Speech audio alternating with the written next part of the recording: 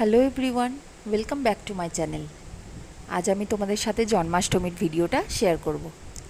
দেখো আমার গোপু সোনাকে কি সুন্দর সাজিয়ে দিয়েছি।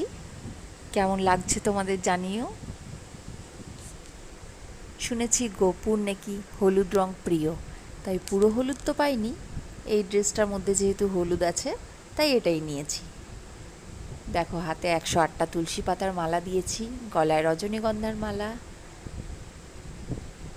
চরণে গোলাপ, ভোগ নিবেদন করেছি কেক, ফলমূল, মিষ্টান্ন, চকলেটস, বাটার, তালের লুচি, তালের বড়া ইত্যাদি।